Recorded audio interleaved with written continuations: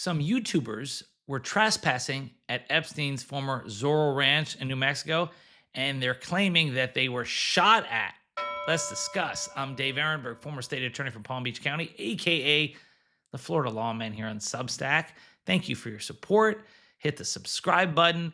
I appreciate those who have upgraded their subscription. We had an awesome live Q&A today with the upgraded subscribers and lots of questions about Trump and the DOJ.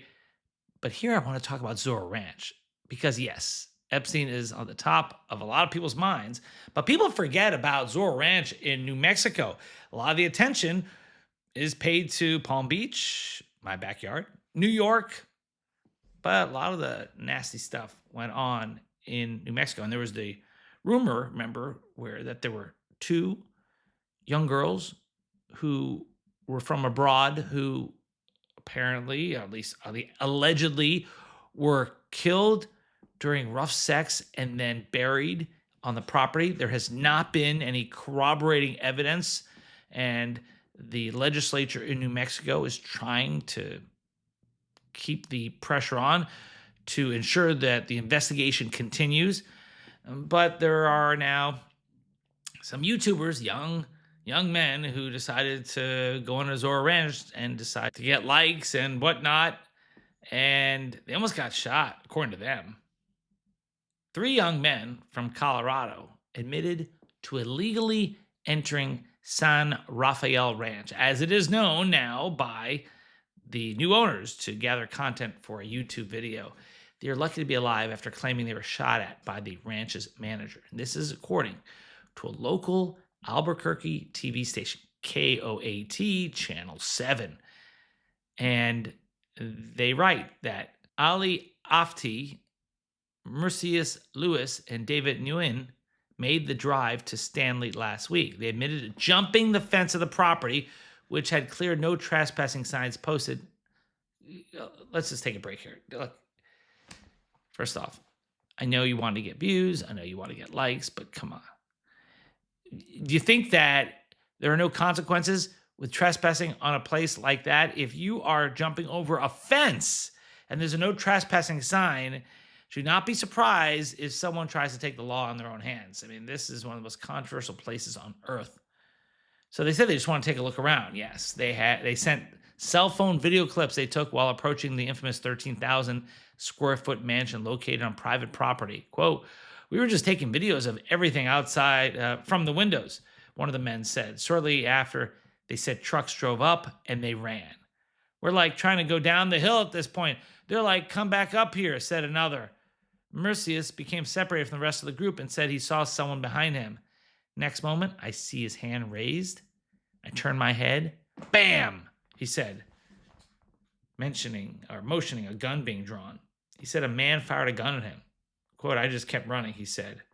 Eventually, all 3 were detained by staff and turned over to Santa Fe County Sheriff deputies. "We were just glad to make it out alive. And it, just like we just rode home. We went back home," they said. In the police report, the property manager admitted to shooting and killing a rattlesnake that morning. However, when an investigator asked him if he fired a gun when the men were caught, he said he would lawyer up and not answer any more questions. Okay, if you're wondering if it's illegal to shoot at someone who's trespassing on your property, yes, you can't do that. It could be aggravated assault with a deadly weapon. This is a misdemeanor of trespassing. You can't take the law in your own hands. Now, if you were in reasonable fear of your life, well, that's a different matter.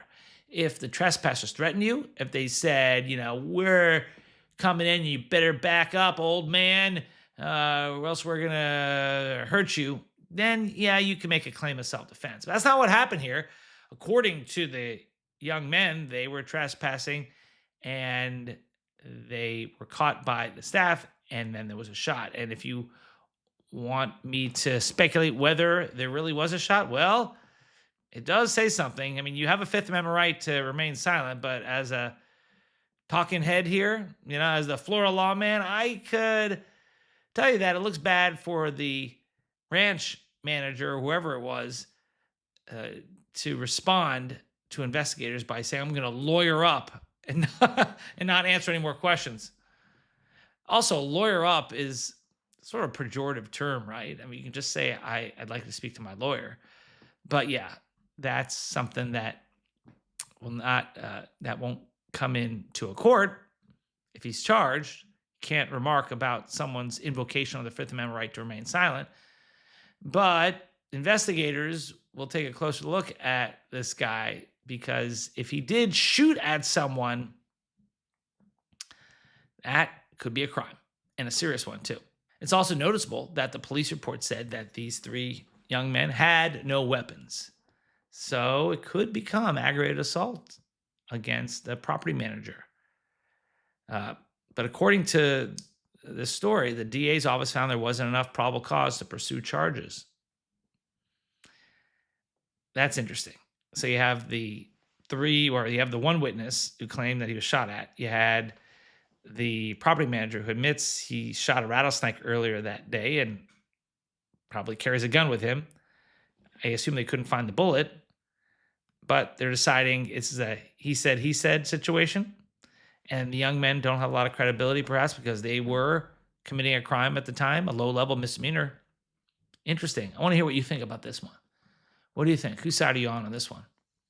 The DA could have charged the case, but you have to have really more than probable cause. Probable cause is to make an arrest, but you have to know that you can get a conviction, at least a good faith belief that you can get a conviction beyond a reasonable doubt. And maybe that's where the DA said, I don't have any other evidence unless there was a shell casing around.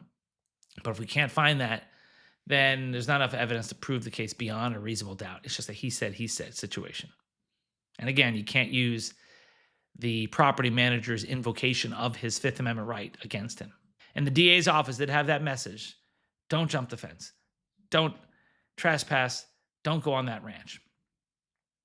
And those three young men, they were hit with those trespassing charges. That's a crime. So they were hit with criminal charges. The property manager was not. And we're left to talk about it here on Substack. I'm Dave Ehrenberg, aka the Florida Lawman. If you like this video, hit the subscribe button. This topic you probably don't see much out there, but that's why you're here. And if you really like these videos, please consider upgrading to support my work. And I'll see you next time.